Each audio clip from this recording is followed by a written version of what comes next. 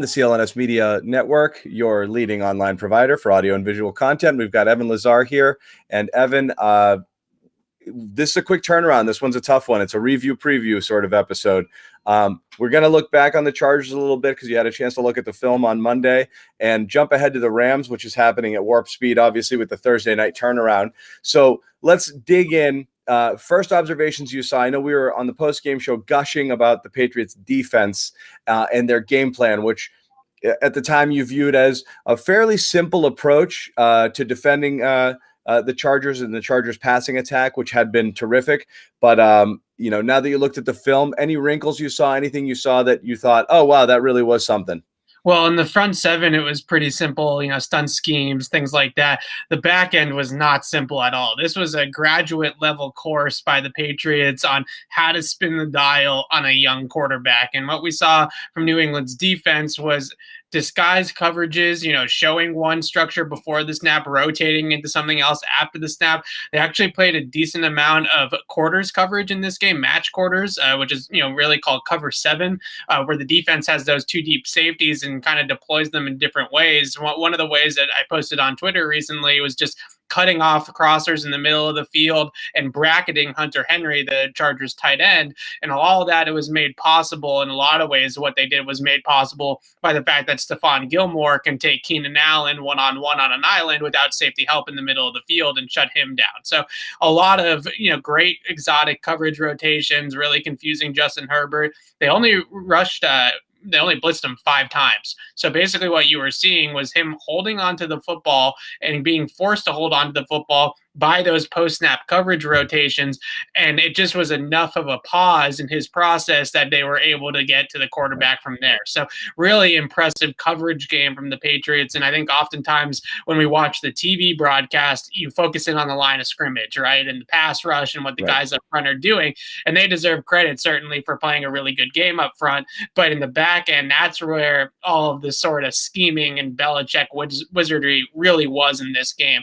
They really spun the dial on Herbert. Yeah, and again, one of the reasons we spent so much time on it is you've always known that the secondary is capable, but it was just remarkable to see such a sustained pass rush, particularly from the players who were doing it, because it just isn't something that's been a regular occurrence this year. Getting pressure is such a big deal, and it really does kind of set the tone and set the tempo for everything you're able to do defensively. You can't get any pressure at all. You really can't defend on the back end as well. So yeah, confusing Herbert, having him hold on to the ball and then getting to him much faster than they were, all contributing factors. Defense is not sexy, Evan, so we're going to switch to the offense. It was a second straight Cam Newton sub 100-yard game. Obviously, because he's the quarterback, he's going to get a lot of attention. Looking at the film here, did he leave anything on the table? Anything mechanical you saw here that contributed? We saw a couple of low throws, a couple of misfires, a couple that even went for completions. But just looking at his entire tape, what did you see? Well, I think what we're seeing, and I wrote about this just now, is just we need to embrace this offense in what it is that it's a run-centric offense. And I think what we were seeing out of Josh McDaniels in particular, he deserves a lot of credit for scheming it up in the running game. We've talked a lot about the last couple of weeks. Defense is playing 8 guys in the box with low safeties and kind of keying on that run game. So what did McDaniels do this week? He realized that they needed to come up with ways to even the numbers back up. And so he used option runs. He used the Wildcat formation a couple of times. He was able to get situations where the Patriots were seeing an 8-man box, but because of Cam's legs, they were able to even up the numbers with him being a focal point of the running game. So they also, what I thought was really smart is they watched the tape of that Buffalo game and saw Joey Bosa just absolutely dominate the game. 3 sacks, 7 quarterback pressures. I think he had 3 tackles for loss in the run game on top of all of that, forced a fumble. So they made him the read defender on all those option plays. So he's just sitting there trying to read out Cam Newton, and instead of getting up the field and blowing them off the ball, he was kind of left in no man's land trying to defend the option plays. So really smart kind of wrinkles there by McDaniels to put Bosa in conflict throughout the entire game. And then the last one that I kind of went over in that post was the RPO package with the 2 running backs, which was just really awesome. You have Sony Michel and Damian Harris on the field at the same time, and the Patriots are running RPOs, RPO bubble screens mostly, where they have a trap run on the inside and then a bubble screen on the outside, and Cam is just reading that overhang defender to the weak side of the formation, and he's able to kind of decipher, should I hand it off or throw it out there? They haven't thrown it out there to the screen yet. I'm waiting for them to get that look to be able to do that. But I just think it's really cool to see how McDaniels is saying, okay, this is what we are, right? We're not going to be this prolific downfield passing attack, especially with the way that Cam's throwing the ball right now. So I need to scheme it up. I need to figure out ways to make sure that this running game can still go. And that's exactly what they were able to do. Okay, so that's what they did. But I do want to know, and again, it's not... You're going to put me on the spot with the question. I get it.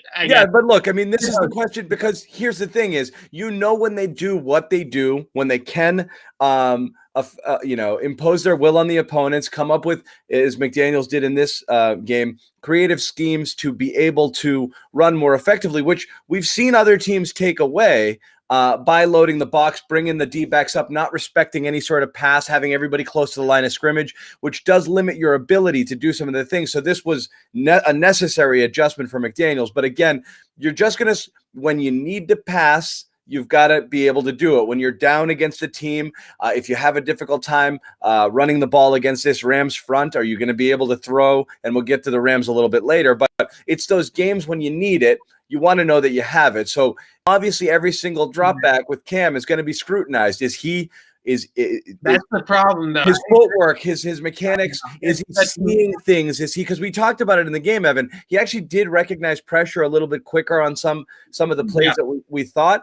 So really it comes down to, it wasn't necessary, but if it were, what version of Cam Newton did we see here when he was asked to pass? Well, I thought that he saw the field decently well, and I think he's making solid decisions with the football. The timing could be a little bit better, and there's certain instances where I think the timing is more of a factor than others. For instance, the deep ball to Damiere Byrd on the double move. The pressure really was the factor on that play, and he had to slide up in the pocket to avoid the pressure. But if he doesn't have to slide up and he's able to throw that ball on time, then that's probably a touchdown, or at least a more competitive play, right? Instead of two guys being all over Damiere Byrd at the catch point, he's behind the defense. He probably has an opportunity to catch that ball. The other kind of issue that I kind of see with the timing is on the short throws. James White's production and ability to affect the passing game has really hurt a lot because of Cam. And I don't mean to put it all on Cam, but when you see James White run routes out of the backfield, he's the type of guy that you need to get him the ball sooner rather than later. You can't hold the ball and then throw the ball to James White in the flat, because if the play is designed to get James White one-on-one with somebody in space on the outside on the boundary, then the ball needs to get into his hands sooner, so he can read and react and make a play and make somebody miss. So you saw that third down play on the opening drive where they ended up having to go for it on fourth down. Cam just waits an extra tick. It's just an extra tick. It's literally half a beat. And because of that half a beat, by the time James White catches the ball and turns upfield, the DB is right on him, right? And if he is able to get the ball out just a little bit quicker, then James White has some time. Could be 15, 20-yard gain. Right. Yeah. He has some time to shake somebody and elude a tackle or just run through the angle or whatever the case may be. So those are the little things that you see with Cam's timing and the total timing of the entire operation, that when you only throw the ball 19 times and you start to count, okay, you have the missed deep ball to Damiere Byrd. Then there was a crossing route to Jacoby Myers that was a really tough throw that Cam just missed by like an inch or two. And you have to make that pass and you have to make the double move work with Byrd, and you have to get James White the ball sooner in the flat. And these little things, these nitpicks, truly, they are nitpicks, folks. You go watch other quarterback play, and it's not all sunshines and rainbows for the other 31 teams either. And I think we get too caught up in the minutia of, where is his feet? And, his shoulders are flying open and his hips are doing that, and he's not pointing towards his target and this, that, and the other thing. I think it's too much conversations about those little things and not enough conversations about the big picture things, which is really just timing and kind of understanding where your answers are, that type of stuff, that I think is more important probably than all the little minutiae like the throwing mechanics and things like that. Yeah, and we talked about this last week, just underrated quarterback skill of of being a dink and dunk quarterback. There's such negative connotations behind it, but the Right. precision that it takes and the timing and the placement, all of those things is the difference between 4-yard losses and 15-yard gains sometimes. And those are big plays potentially if you hit them right. And being able to do that within the rhythm of this offense, it is difficult seeing obviously James White be neutralized because there's not a lot of playmakers on this team, and he is one. So finding a way to get him going, I think that really goes hand in hand with Cam being able to do this stuff. The other quarterback we got a glimpse of, and again, let's just go over it. We saw Stidham come into the game in a blowout scenario with the Patriots obviously comfortably ahead, and the Patriots let him throw. They ran their offense, at least in the beginning, which I think was a good idea because you did want to see him actually play in a real game situation. 2 of 3, 61 yards, the touchdown pass, 38-yarder to Gunnar Olszewski. Let's go over them throw by throw here, okay? First off, let's start with the incompletion. I didn't think that was really a bad throw. That was a really catchable ball by Harry. It was a long developing sort of play. I don't know whether you thought Harry could have cut that off a little bit sooner and come back so it wasn't as much of an underthrow as it appeared on TV, but to me that looked like actually it wasn't a bad throw and certainly could have gone for a good good size completion. Right. So on the right side of the line on that play, Michael Onwenu and Shaq Mason failed to pass off a stunt, and Joey Bosa comes through unblocked. Had him in his face, right? Right in Stidham's face. And I think the biggest thing is that on that route, it's a burst corner route. We've seen Jacoby Myers run it a bunch. Julian Edelman used to run it a bunch, and now they let N'Keal Harry run it in this situation. It's a longer developing play, right? So you have to have some protection. You're trying to throw the ball down the field. You're trying to hit it's almost like a double move because the initial route and the route stem is a deep over, right? And he's going to run that deep over. He's going to sell the crossing route, and then he's going to break on the corner, right? So it's a longer developing route, and they have to allow the protection to be able to hold up in that situation. I thought N'Keal Harry actually ran a pretty good route. The top of the route could have been a little bit cleaner. Maybe he could have gotten out of the break a little bit quicker, right. And the footwork at the top of the route remains an issue for him. But up until that point, he ran a really nice route, and I posted it on Twitter and kind of explained, his ability to get off the line of scrimmage, a little hesitation move, the ability to kind of limit surface area and get up the field, and then he re-stems at the top of the route and stacks the defender and kind of fakes inside and out and is able to get open. And then I think what you see with Stidham is that play, the ball ends up a little bit behind him because of the pressure. I don't know. Maybe they could have been a little bit of a better throw, but circumstances are what they are.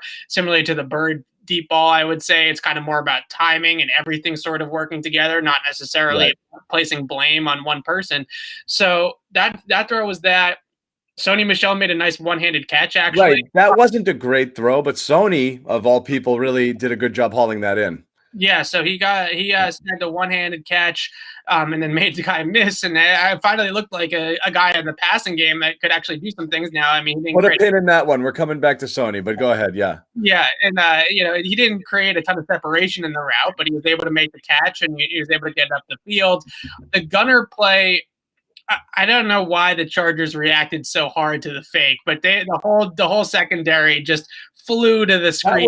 That was a simple little play there, and again, that was a surprising. I can't believe that went for a score. It was a nice sell. It was a nice little pump fake by Stidham, kind of moved his shoulders and just pumped it just a little bit to get the defense to bite. And I think that's the type of throw that you look at and you say, okay, Cam probably still hit Gunner, but does he hit Gunner in stride and it'll lead him up the field so that he can make the deep safety miss and score on the play? Maybe he does. We don't know. He hasn't necessarily made that throw very regularly this year. They haven't run that concept with him all that much this year. But obviously one that Stidham is comfortable with, so that's why they dialed it up. I think what you see with Stidham, though, overall, is a guy that does throw, and we say it all the time, whether it's practice, preseason games, whatever, throws a pretty ball. He throws a really nice ball. But I think what you saw in the first part of this game, which is really where the game was won and lost, was running a system and running a scheme through Cam Newton's legs that it's just not available to you with Jarrett Stidham. So if you get into a Stidham-led offense, do they have the horses? Do they have the playmakers around him to have a pocket passer again, to have a guy that's just going to stand in the pocket and scan the field and try to make throws down the field and not really use his legs as much? he can scramble a little bit. He can maybe be, catch you by surprise with a read option type of play or something like that. But that's not his game, right? That's really not his game. So I wonder if they went to a guy like Stidham more often, if they went to Stidham, full time, would he have the playmakers and weapons around him to be able to be productive? Or do they need to be this style of offense with Cam Newton running things with his legs? Sure. But part of the scheme. And we talked about that after is with a different set of personnel. If this was a team that had receivers and Cam was having a difficult time getting to them, you might say this offense would run better with more of a classic passer. However, They don't. And so you need the running. When you eliminate that, you're eliminating such a huge chunk of the offense. The question is, let's say you had one of these bad Cam games, okay? And Cam wasn't great in the second half of this game, but he didn't need to be. But let's say you had a bad Cam game like 2 weeks ago against Arizona where they won in spite of him. And it's obviously not going well. And they go down 2 scores. Is there a world in which you could see that game, Bill Belichick looking at his sideline and saying, Stidham is the guy who can lead us to victory more so than Cam? I think the question really boils down to is Stidham is he going to clean up the decision making and the turnovers? Because if you're still going to get all those interceptions that we've seen, all the turnover worthy plays, that was one thing I wrote about in the offseason when it looked like Stidham was going to be the guy, is that everybody talked about that Detroit preseason game and how great he looked and how great he was against the Lions, third and fourth stringers and stuff like that. And it was a good game. It was a good game on tape. It was a good game. But then you watch preseason games 2 through 4, and you saw a lot more turnover-worthy plays, putting the ball up for grabs, interceptions, bad decisions with the football. And that's sort of where I get into the question marks of, okay, yes, we see some of the high-level throws. Yes, we see that he can throw the ball down the field probably better than Cam Newton at this stage. But does he have that? Can he get out of that rut of turning the football over and putting the ball on? We don't know that. I don't know. But if you're the coach, and again, it's always that when we play these hypotheticals, it's what would you do? What would Bill do? And the two things don't necessarily jive with one another. Right. But who do you think personally would give the better chance on a game where Cam is not getting it going with the passing offense and they fall down a couple scores entering the second half and they've got to start to throw? Would you personally still think ride it out with Cam because Stidham's too much of an unknown, or do you think we need to sling it a little bit here and Stidham might be the guy? It's funny because I think that and I don't want to get too much into this 2 quarterback thing because I think that it's probably unsuccessful in the NFL. It was mentioned in the preseason. We spent a fair amount of time on an idea of 2 quarterbacks situationally dependent. It's interesting to get into that conversation of if the Patriots find themselves in a must-win game, maybe it's again next week against the Rams or the week after that against the Dolphins, and they get down 2 touchdowns. What happens then? Do they look at it and say, well, if we're going to have to pass our way back into this game, then maybe Jared does give us a better option there than Cam. But I think one of the most important things that we definitely have to point out here is that Cam's leadership and the way that they gravitate towards Cam Newton in terms of his locker room presence and just on-field presence as well is definitely a factor here. It's probably as much of a factor as his on-field play because this team has bought into Cam Newton. They believe in him. They believe in him as their starter, as their leader of this team, and people gravitate towards him, and his energy has been infectious. So as much as that type of stuff is, maybe it's lost on a lot of people. I know if you turn on 98.5, I'm sure Felger is saying, oh, stop it with the energy and the leadership and all that kind of stuff. But I'm telling you that does matter because it puts sort of hope and a kind of belief into the team when Cam is out there because he is Cam Newton. So it's funny because the energy is one thing, and I actually think way too much attention was devoted to it at the time because ultimately you can provide us all sorts of energy, but if you go out there and you suck, people will stop kind of feeding off of that. Right. However, it's abundantly clear that this team feeds off of Cam Newton, okay? And that cannot be overstated. From the hit he took last week against Arizona, got back up, how they took exception, how much it inspired the rest of his teammates, to the nicknames, to making everybody feel comfortable. And again, not everything's a referendum on grumpy old Tom Brady, but I have noticed in almost everything that we see, both on the field and when we're in these Zoom interviews and with the team and what they're like right now, the vibe is totally different, because I think for the first time ever, you have a team that isn't top down under the pyramid, the umbrella of Tom Brady. You do it my way or get the F away from me. I don't have time. I don't suffer fools. I don't have time to baby or coddle you. I'm not your coach. You get it? We can play together. You don't? I don't have time for you.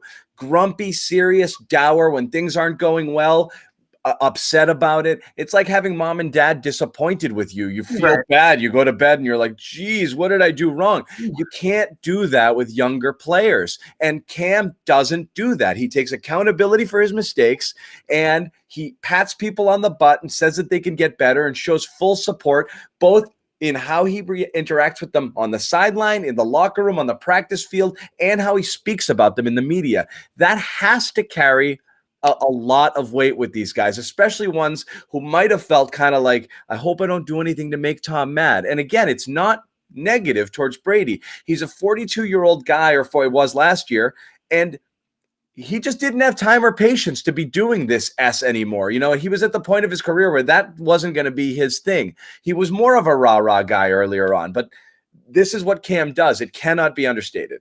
Right, and I think that that's definitely a big part of it too, is that it's just Cam's locker room. And they like each other too. And the camaraderie between the players, now that you've allowed the identity to be not just about one person, it is Cam, but these guys get to kind of be themselves. You got Damian Harris and Olszewski hugging in a Zoom room in the post game, you know, and just the way that they talk, and they're proud of each other and they speak about each other in different ways. It is a totally different vibe. It really is, and I think that combined with all the things that they're starting to do scheme-wise with the run game and the RPOs and the different things that Josh McDaniels has done to say, okay, if you're going to put 8 guys in the box and you're going to play with low safeties, and we're going to run a speed option play, and we're going to make sure that Cam is a part of the run game, that's going to be a factor for you. So your 8-man box is now obsolete to us because we're, have 8 guys as a part of the scheme between the blockers and the runners, right? So I think that's what we saw a ton on Sunday, was just scheming it up in the run game to cover up the fact that they're going to have teams play 8 in the box, that they're going to walk their safeties up to the line of scrimmage and do all that kind of stuff. And the passing game, again, I come back to that just minute, tiny little margin of error that we're seeing, where every little inch of grass is inspected, right? Like every little step he makes, every little mechanical thing, every little decision, every little block, in pass protection. When you only throw it 19 times, it's just not a lot of volume to get those things right consistently over and over again. I don't think any quarterback would consistently be able to throw the ball down the field with that small of a sample size, because it's really difficult to do, to just be able to string 19 plays together of good passing. It's not easy, especially when you have little breakdowns here and there from other parts of the offense. Yeah, and it is interesting. And again, whether you're a Brady stan now and forever, or rooting against him this year because he left you, the karmic forces at work here are interesting, because Brady left a situation where no one around him could ever do anything good enough to be in his presence, to going somewhere else. And every single time he does something that ends up in a negative play, he gets called out by his coach publicly. So some of the chickens are coming home to roost there. I do want to say hi to N'Keal Harry, who always joins us. We're convinced it's the real N'Keal here on the chat. And just to remind everybody who is on the chat, and hi, N'Keal, we're going to talk about you a little bit here. People tend to be a little mean when we do, so don't take it personally. Everybody out here, I see some questions coming in. We're going to talk about the Rams a little bit, and then we are going to take some of your questions as well. So keep them coming. We'll be scanning the feed here, and we'll be putting those out there shortly. 2 quick things before we move on. N'Keal Harry, since he's here, we'll talk about it. We talked about whether or not we saw a glimpse of improvement. Again, we're looking for small things when it comes to N'Keal here. And I did think in trying to utilize his strengths, a red zone threat, box out receiver. Again, we'd like to see a few more, high point sort of situations, back shoulders, contested throws, and this and that. But it seems like that is the type of thing we can get out of him. Again, looking at tape and looking over whatever it is he did. And again, he's now clearly number 3 on this depth chart, behind Bird and Myers. And, you have Moncrief nipping at his heels, but he didn't pass him in this week. We don't know how long that's going to continue. He still outsnapped Moncrief by a considerable margin, but that's not a certainty that that's going to continue this way. Your thoughts on N'Keal's Sunday performance? I want to hit on one more thing after this, and then we're going to move on to the rest. Right. So I think the interesting question about N'Keal is that when I watch him play, it's clear to me that he looks more comfortable inside the formation than that on the outside on the boundary at X or whatever the case may be. When they bring him inside, whether it's in the slot or kind of almost like a flex tight end alignment, right off the end of the line, those types of alignments seem to really favor him a lot compared to what he does on the outside. And we saw that play that we broke down with Jared Stidham earlier in the pod. That was a nice route. It wasn't perfect, but that was about as good of a route as you're going to see out of N'Keal Harry. Then similarly on the touchdown, they have him at a condensed split where he is playing on the backside, but he's in tight to the formation. So that gives him a little bit of space to operate. And I think the main thing that you saw is that maybe he did hear Michael Irvin say, you got to run through people at your size. You can't be a dancer, right? You can't be the ballerina trying to, go in and out and try to get around defenders, right? You need to be a go through the defender type of guy. And we saw him on the touchdown go through a guy. We saw him on the almost catch from Jared Stidham go through a defender at the line of scrimmage with a little hesitation release. And then he's just up the field, right? It's none of this dancing at the line of scrimmage. It's none of this trying to shake guys and move them off their spot. It's just right up the field. And I think that's what you definitely need to see more out of N'Keal Harry moving forward is let's get away from all the dancing and all the footwork king stuff. I love you, footwork king. You're still the man. But let's get away from some of that a little bit and let's get into more of just right off the line of scrimmage, up the field, using your size. And the guy that I would watch if I was N'Keal Harry is Gronk. Go watch some old Gronk tape and watch how Gronk he knows he's 6'7", 265 pounds. He knows nobody's going to body him, right? So you just got to use that size. Just be a big guy. Just play to your size, play to your strengths, be big, get up the field, box guys out, use your frame, all that kind of stuff. And I think that too often we get caught up in the minutia of the footwork and the route releases and the breaks and, just get up the field. There are some people who do have that problem, and that's the thing to look at with a guy like N'Keal. Because when you play when you're used to at a high school level and then in college, being so physically superior to people that you can just run by them, you get used to doing that, and you don't recognize that.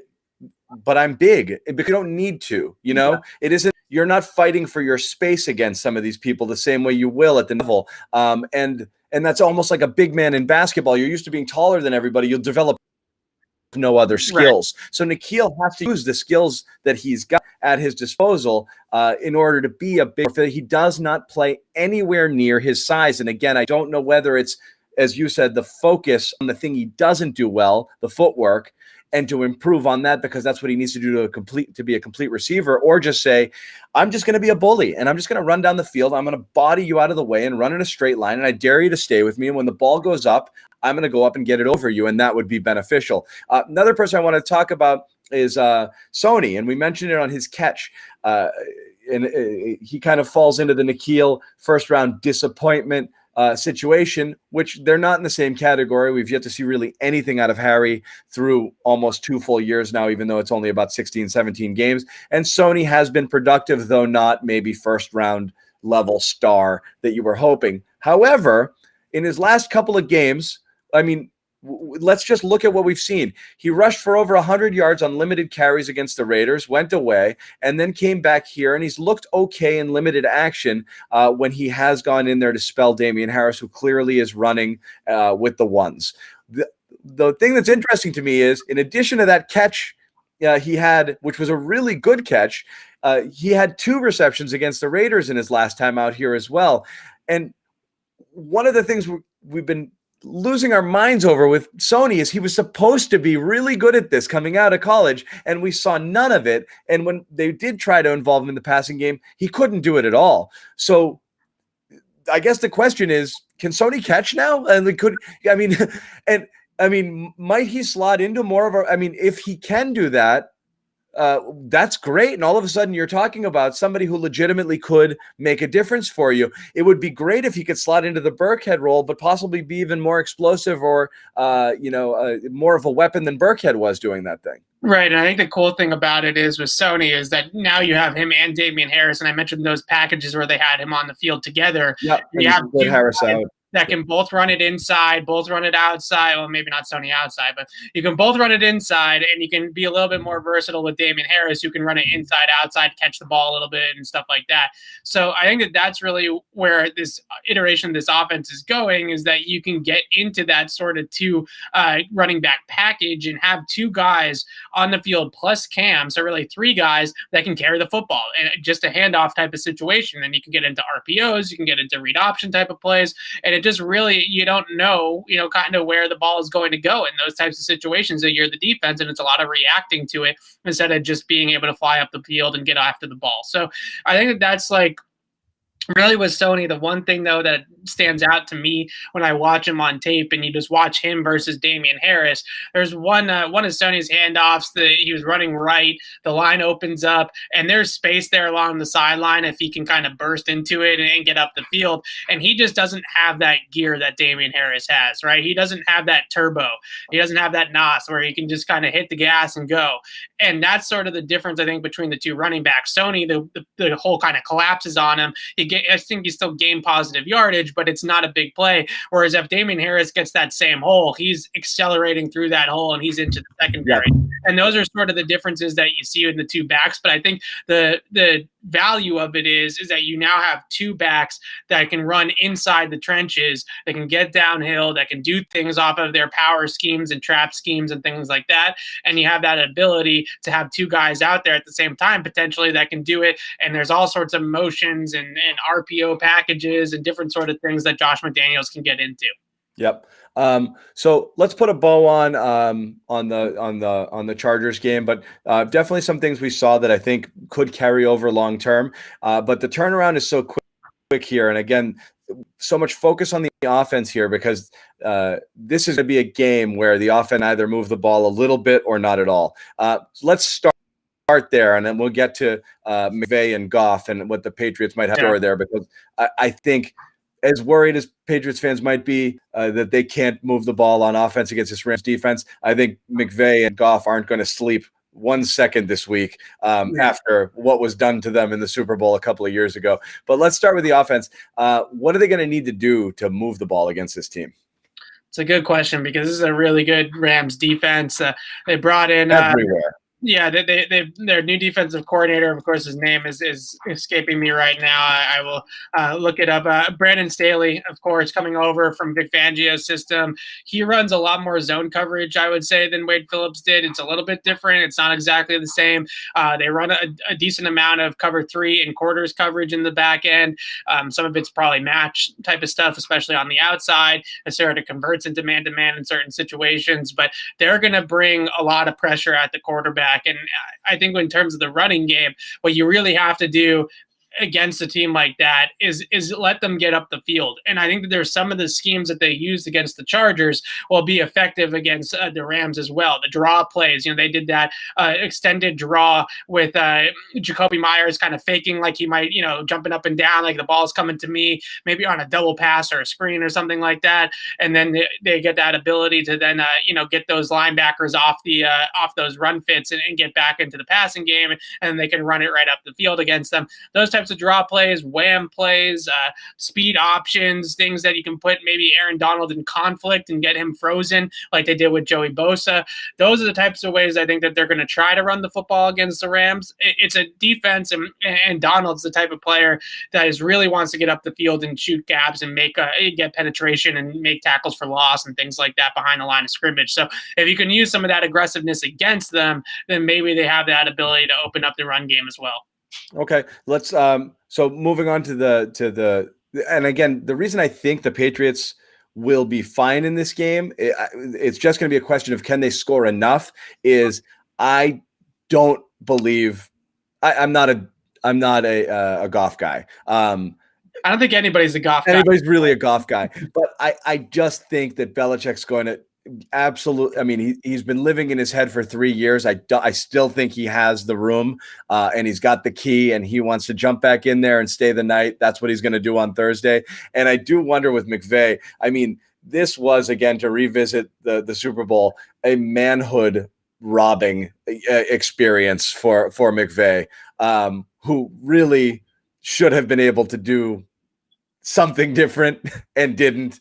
And it was, I mean, as big a coaching mismatch on such a large stage as we've seen there in terms of what the Patriots decided to do and how the Rams just could not crack it. And so he's learned from that, but it's also a different Rams team, which means they're going to be defended differently than they were there. But then it was fill those gaps, don't let Gurley give him any room to run there, and have everybody on that front and force it into Goff's hands, and he couldn't do anything. This is a slightly different team. They don't run the ball as effectively, and you're not as worried about that. So what do you think the Patriots have in store for this Rams offense? Well, the Rams offense is a complementary system where they marry the run game with the pass game extremely well. So everything looks the same, right? Everything before the snap, they have the same splits for the receivers. They run everything out of 11 personnel. They run a lot of wide zone, still outside zone rushing attack about 50% of the time. That's their base, a lot like the 49ers, but they do it differently than the 49ers. They don't have a fullback. They don't have a tight end as dominant as Kittle blocking.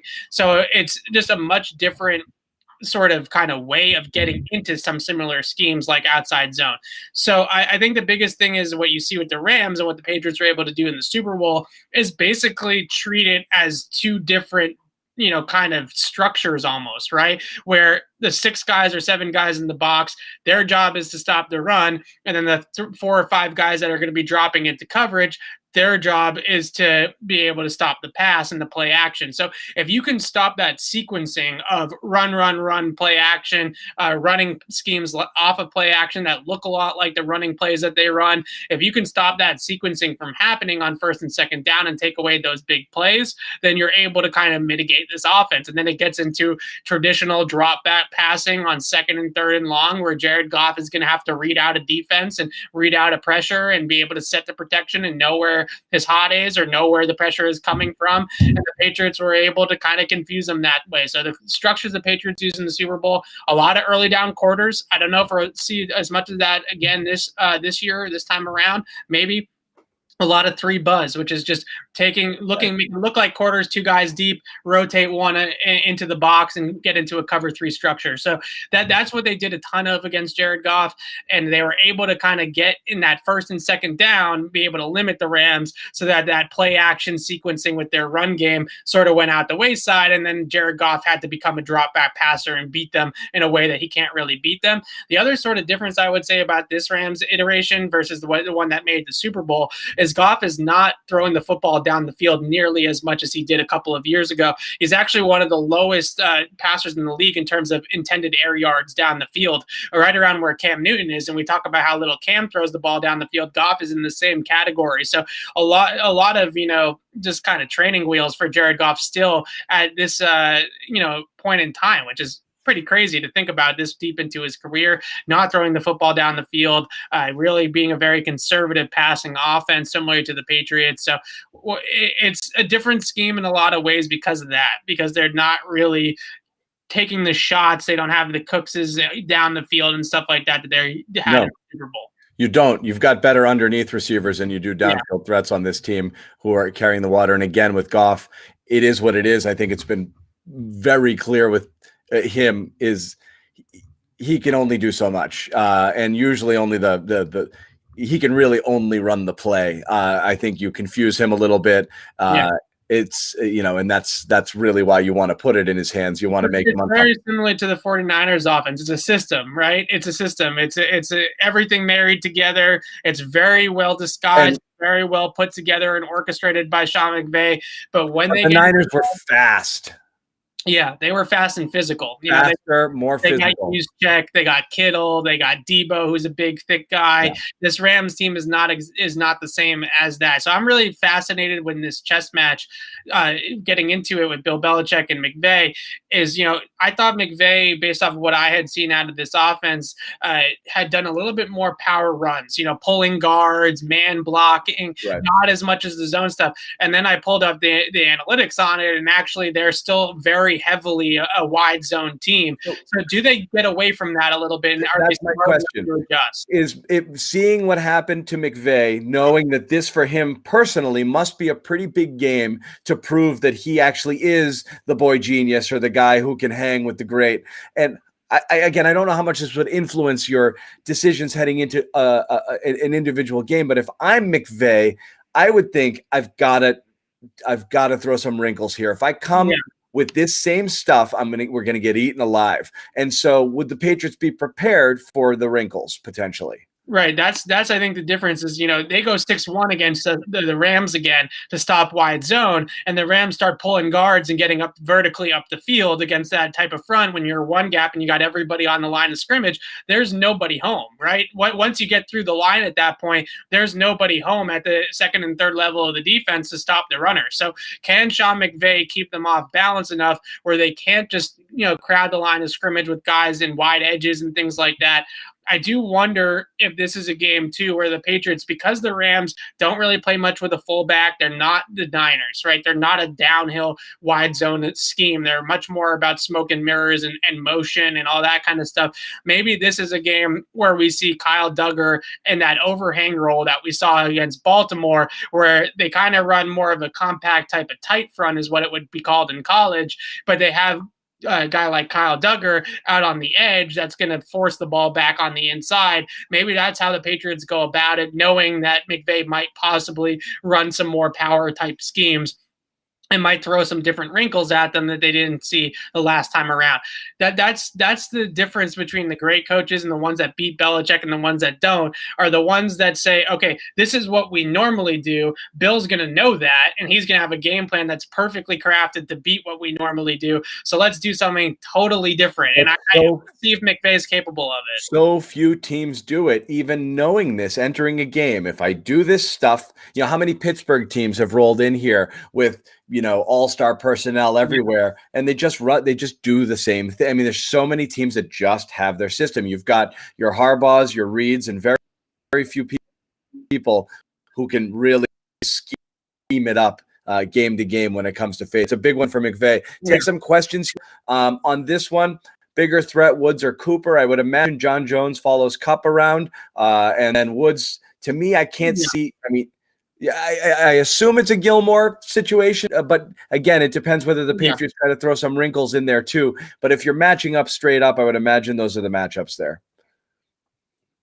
I would think so. I think that you're gonna see a lot of match quarters and match cover 3. So I think there is going to be a little bit of zone coverage. And I know Patriots fans say that and are like, they stink in zone. They don't stink in zone. They're a pretty solid zone coverage team as well. And really, what it is that when you get into zone coverages, it's a lot easier to disguise at a zone than it is at a man. Because man, your head up on everybody. It's pretty easy to see pre-snap, okay, this is man coverage. Whereas with zone coverage, they can really spin the dial with their safeties on the back end and close the middle of the field or play quarters or do whatever they want to do. So I think you're going to see a decent amount of zone when they do man up. I expect it to be Stephon Gilmore on Robert Woods. And then if Jonathan Jones isn't good to go because he did get hurt in that game against the Chargers, then I would think that you might see some sort of bracket or some sort of cut coverage on Cooper Kupp where they're, basically bracketing him inside or out based off of different safeties coming down and trying to take away those inside crossing routes and things like that.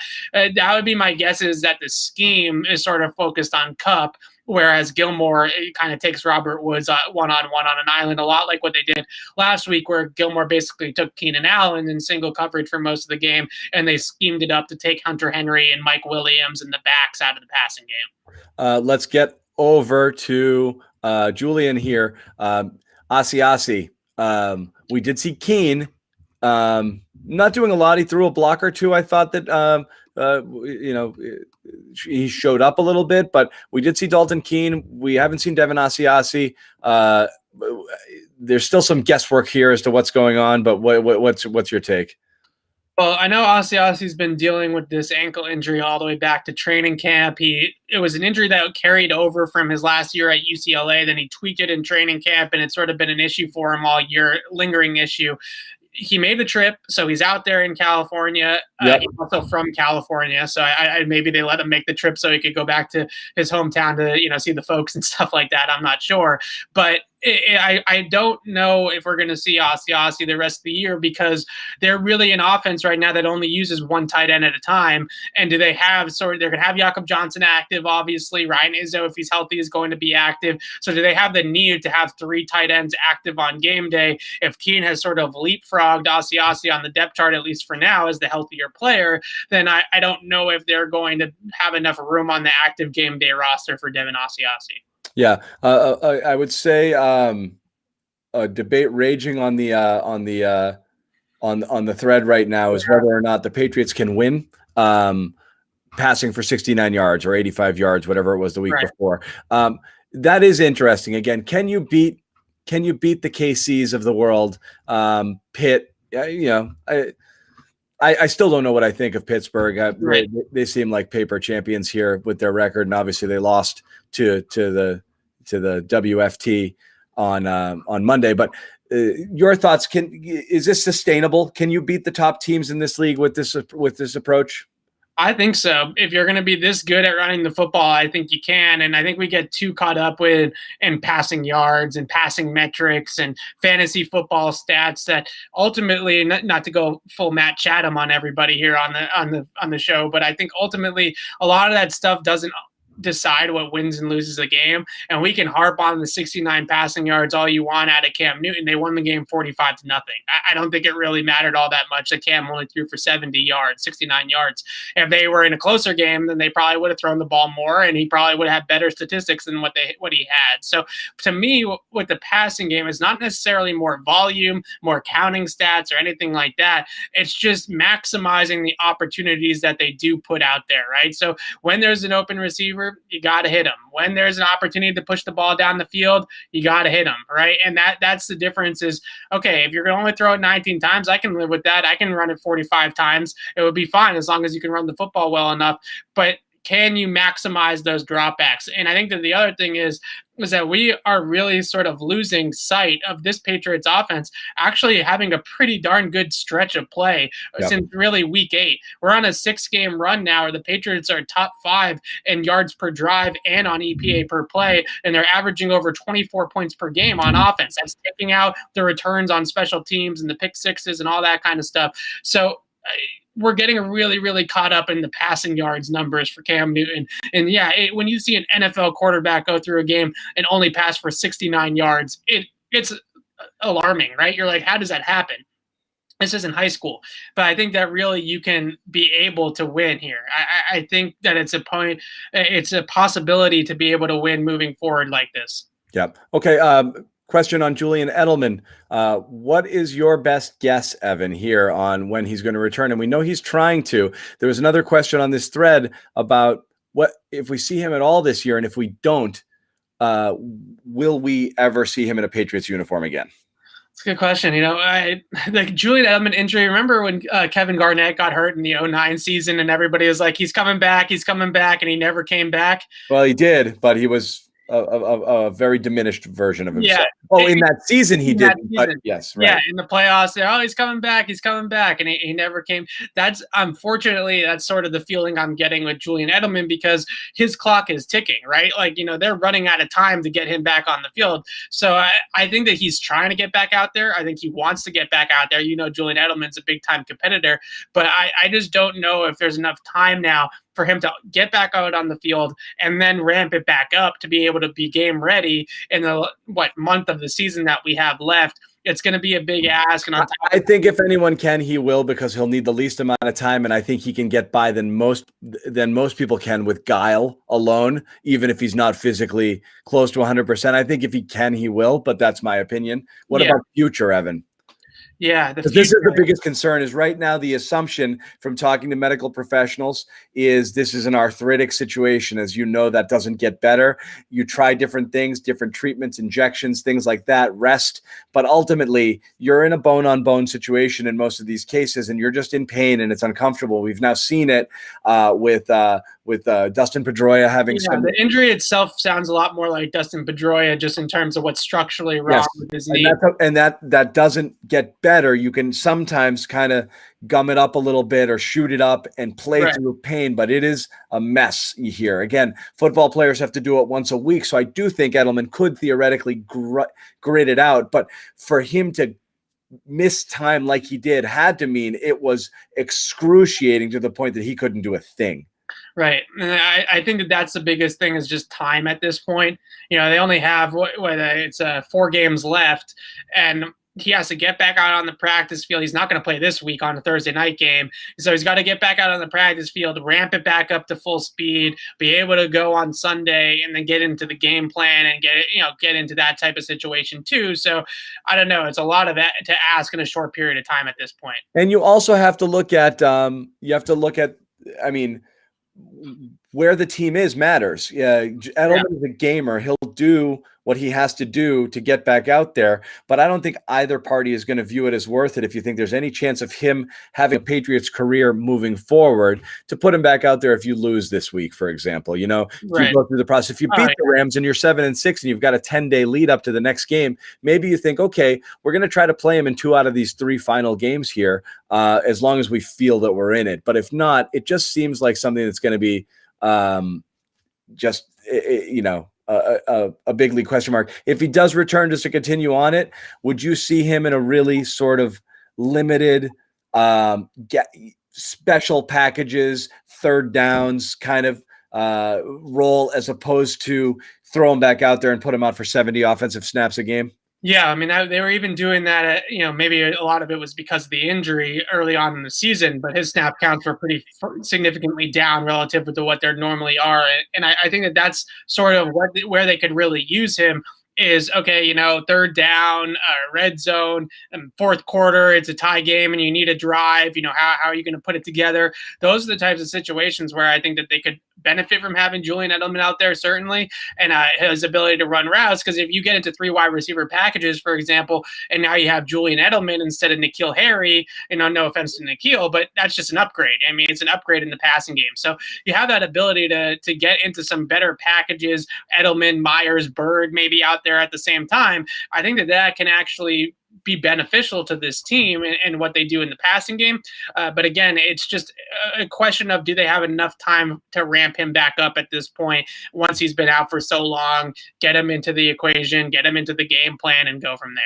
Okay, an off-season question. We've talked about this here, but the Jets with their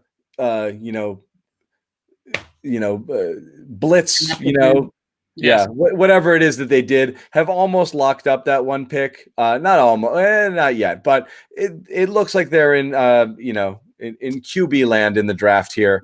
Right. And so that means it's it for Sam Darnold. And so he's been mentioned as a possible, guy for the Patriots. And I think it's an intriguing name based off of the pedigree and a feeling that was he just ruined by a bad coach, which is also entirely possible. And so you always want to see, and again, we've talked about this before too, Belichick is an excellent second drafter with people that they might have liked coming out who found themselves in situations where their talents weren't being utilized. And you've seen a lot of former first rounders find their way onto this team. Is someone like Darnold somebody you'd be intrigued by? And in this question says, would you bring him on and keep Cam? I don't know about that, because I think you got to start developing that next level guy if Darnold isn't it. But your thoughts on Darnold as a whole and how that could work? Well, I think it really depends on what the Jets feel about Sam Darnold, because if they think he's any good and any type of viable starter, they are not trading him to the New England Patriots. Right, and that's the other problem. They're not going to trade him in the division if they think he's any good. If they think that he's good, but he's just not as good as Trevor Lawrence, then they're going to ship him out west or somewhere, wherever it ends up being, to get him out of the division and get him out even completely out of the AFC potentially. So maybe Chicago where he ends up going or something like that. I think the other element to Darnold that I would worry about is that in college, and granted, I haven't watched a ton of Darnold tape this year because why would I watch the Jets and waste my time? But in college and at times with the Jets, creating in structure has been a little bit of an issue for Darnold. He's a much better playground, play breaks down, finding options off of that, kind of off-script type of quarterback. So I'm not sure if they would necessarily see him as a perfect fit in this offense as a guy that can kind of just run your system and run your scheme. He makes a lot of his great plays out of structure, and they probably, if they're not going to just re-sign Cam and roll forward with Cam, you would think that they would want to get a guy that was more system-oriented, that can just operate within the scheme, kind of like a Jimmy Garoppolo or, a guy like a Jared Goff right now, and just kind of be that trigger man, that point guard. If you're not getting Cam. If Cam is back, I think that the quarterback on your roster has to be somebody you draft early in this draft. Yeah, the guy that I would look at through the draft, if they're going to draft somebody early, let's say they don't make the playoffs and they end up picking, in the early teens or something like that. Trey Lance kind of checks every single box from a Patriot perspective. Good size, good arm, experienced player at the college level. Those are the types of guys that the Patriots typically love. I know they absolutely love Justin Herbert, obviously, who basically checks all of their boxes. Trey Lance, not quite as polished as Justin Herbert, but similar kind of pedigree and similar size and sort of measurables. So I think that's where you would look. Maybe a Mac Jones from Alabama is another option for the Patriots in the draft. But I think if we're mainly going to talk about guys like that, then you're probably talking about a situation where you're bringing back Cam as sort of that bridge guy and then going from there, with the young quarterback and developing him behind him. And again, it's not clear, but I mean, where do you think he goes, Trey Lance? He could go in the top 10. I don't know. I think it kind of depends on where. I saw mock draft. I saw mock draft had him 7 to Carolina the other day. So I mean, and again, you're looking at that would be, and he'd still be he could be the third quarterback off the board after Lawrence and Fields. He's definitely in that kind of group with him and Wilson. I think the thing that you look at, and then Mac Jones. But I mean, there's a world in which you have to. 5 of those guys could go as high as top 12, even, and that's the thing. That's the worst case scenario. But Phil Perry did a great breakdown of this, of how recently, after we got through that Blaine Gabbert period where Christian Ponder, Blaine Gabbert, Ryan Tannehill the first time around in Miami, once we got through that era of early draft quarterbacks, we are now in this amazing period. Golden age, right, of Patrick Mahomes and Deshaun Watson. And even though I know people are going to point to Trubisky and some of the bust, I'm telling you, more times than not, the teams that are drafting quarterbacks early are getting their guy, and they're getting guys that are starters. Josh Allen, Deshaun I mentioned, Mahomes I mentioned. We can go right on down the line. Even the guy like Baker is starting to play better again and looks like the part again. Every team has one though, and that's the thing. Right. In most cases, those teams have now ascended to a level of relevance, if not in the playoff hunt. You're right. You have the misses with Trubisky and Wentz now potentially, but you got Jalen Hurts coming up behind him. So it is interesting. Right. So I think that I guess the hit rate is the phrase is much higher on those early round quarterbacks now compared to what it was maybe a couple of years ago. Yeah.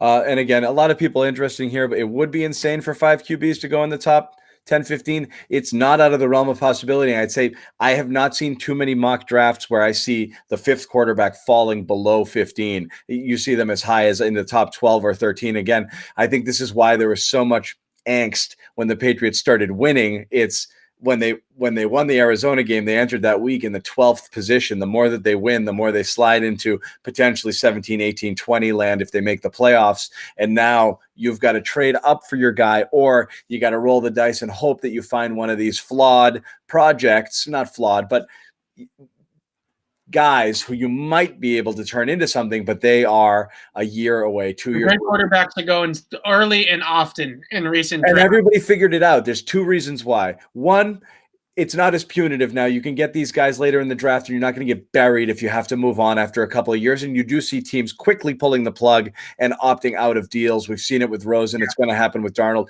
There's more of an exit than there used to be. Two, the importance of the position's never been more evident. And three, of course, that controllability. You go and spend draft capital on a guy and start him and pay him that versus Mike Glennon money, or like. And the other thing too is Kirk Cousins, Jimmy Garoppolo, franchise level record-setting money on any free agent who hits the market. It is way too expensive to grab a free agent, and the results aren't there. It's a proven losing proposition. It's now proven that you need to get your quarterback in the draft, and people know this, so they're not afraid to pull the trigger. Yeah, and the other thing too is that the NFL game is finally catching up to the college game schematically a little bit. Yep. So you're seeing a lot more college-style schemes and a willingness from the NFL to adapt to athletes at quarterback, to maybe more air raid type of stuff and air raid type of concepts, throwing the ball down the field, incorporating RPOs into the NFL game now. Just a lot more willingness from offensive coaches in the NFL to be a little bit more scheme-friendly to these young quarterbacks and not force, a young QB coming in to be Tom Brady on day one and read the field like that and go through a progression like that. And again, name one right now across the league, a quarterback who's playing at a relatively successful level who isn't at least a good to not great athlete. There is no one out there who is that stand in the pocket presence with zero mobility whatsoever. I mean, this is what you need nowadays. I think Big Ben might be the only one. What's that? Big Ben might be the only one. I'm saying who's been successful. Oh yeah. Right now, you're right, but I mean, almost everybody, and right, even like a Tannehill right now. There's plenty of guys who move. You're right. Big Ben might be one of the few out there, and Brady, who are just still classic passers, and that's all they do. But Ben, Rivers. Joe T's still trying this Rivers train with me. I love it. Oh, Rivers. But I mean, just looking at teams drafted, Buffalo, Miami, Jets is certainly Darnold's athletic enough, though not a great athlete. Baker Mayfield, absolutely. Lamar Jackson, Joe Burrow, Tannehill. All of these guys can move. Deshaun. This is just the AFC. Kansas City, Mahomes obviously can move. These guys are athletes. All of them, and that is essential to the position right now. And you have to go. You got to go get one. You got to get one early. And if I'm the Patriots, I would strongly consider moving as much draft capital as possible to move up and get your guy if your guy exists. The problem is, wait, are they without a second or a third this year? Without a third. Yeah, I don't know. I think trading up for a quarterback. I see a lot of questions about trading up for a quarterback. I think trading up for a quarterback gets tough because the Patriots are not going to give up the draft capital necessary. They're not going to put together a six-package, draft pick package to move up to take the quarterback. They're not putting, an RG3 type of trade on the table or a Deshaun Watson or Mahomes type of trade on the table. Maybe you can get creative and include a veteran player like a Gilmore. Or back in the day, the Ricky Williams trade, the entire draft. Yeah, maybe they can get into a Gilmore type of scenario where they trade their first plus Gilmore. Maybe that can move them up the draft board a little bit. But I want to, just continue to harp on the fact to be careful what you wish for about getting rid of Stephon Gilmore. J.C. Jackson's a good corner. I think that he's a good player. J.C. Jackson's not taking Keenan Allen on an island and shutting him down like Gilmore just did on Sunday, or DeAndre Hopkins the week before. And that's the difference between those two guys. Is I think J.C. Jackson's a great ball hawk. He's a great cornerback in his own right. I don't think that he's quite on that elite level of Revis Island, Gilmore Island, that type of situation. He's not, but keeping Gilmore is as much about his desire to stay as it is. Yeah, that's totally true. And his age and just kind of lining up the next great Patriots team with his age right now doesn't really make a whole lot of sense. But Gilmore himself may force a holdout next year anyway. So he might. To me, I think Gilmore is an automatic trade simply because I don't think he's playing for his current contract on the Patriots this year. He almost didn't. And next year, he almost didn't this year. Yeah. So I think if they're going to trade Gilmore, they're drafting a corner early. I'm just warning everybody about that now. They're not going to just trade Gilmore and replace him with J.C. Jackson and Jawan Williams. It's not happening.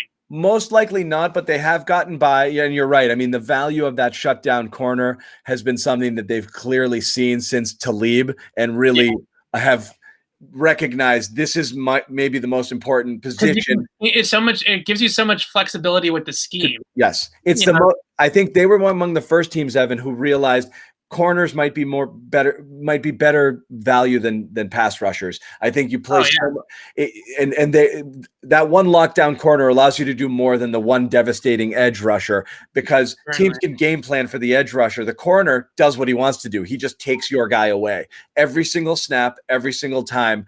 He can neutralize teams' best weapons on their own, and it makes a huge difference with the creativity. So I agree.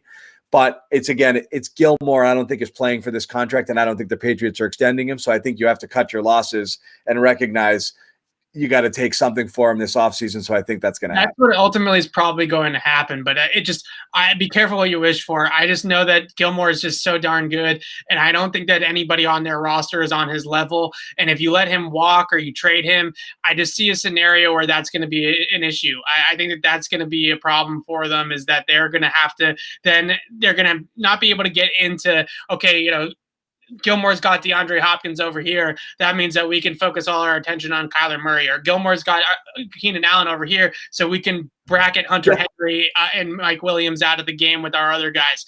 Being able to just put him on an island allows you to just do so many other things with the 10 other guys on the field. So if they're going to get rid of Gilmore, then I think that they need to look for another CB1 upgrade. I don't think it's just as simple as bumping everybody up a ring. It's not, but sometimes you have to get a little worse, some places to get better. Someone mentioned here JT, he's really good on the run. He's an absolutely complete player. Yeah. I will say one thing with Gilmore, and then we'll put a bow on this edition, that Belichick is pretty good at getting out 1 year early rather than 1 year late. Position. We're not saying we're seeing it with Gilmore. There's been some question over decline. At the end of the day, he's still Stephon Gilmore, and he's still locked. The efforts against Allen and Hopkins the last 2 weeks show you that he can do it still at this level, as good as anybody out there. However, when you fall off a cliff at that position, man, do you fall fast. And again, that's always the thing when you're reaching that age, is it comes quick for those guys, and then they no longer become someone that you can put anywhere on anyone and just set it and forget it. And once that happens, you do lose the value of being paid at that top dollar. And so it's possible a slightly reduced Gilmore isn't hugely different than a prime J.C. Jackson in terms of overall performance. But again, right now, there's no question about it. There's a massive gap between those two in terms of what Gilmore's able to do. Yeah, I don't know. I see a lot of Patriots fans that are just like, oh, just trade Gilmore and J.C. Jackson's our number one corner. Problem solved, right? No issues there. I just don't think it's that close. I don't think the gap is that close between those two guys, and that's no disrespect to J.C. I agree. Gilmore's a different animal here. So that's going to do it for Patriots Beat for this week. Thank you guys for joining the chat. If you haven't already, please subscribe to our YouTube channel. That's going to give you access to all that good stuff. And every time we go live for either a Patriots Beat podcast or a Patriots post-game show, which we will have, of course, Thursday coming up after the game, you will get notified. So again, subscribe, Patriots Press Pass. Thanks for joining. Thanks for the chat. Read Evan Lazar, clnsmedia.com. And of course, subscribe to the Patriots Beat podcast as well. And you get it wherever you get your podcasts, iTunes, Spotify, Stitcher. Does anyone do that anymore? SoundCloud. It's everywhere. But subscribe to the Patriots Beat podcast. Evan's bringing it once, possibly twice every single week. We will figure out what we're doing with this one, Evan. It's kind of a funky week with the Thursday night game, but I would expect something in the back half of this week as well. In the meantime, thank you guys for watching / listening.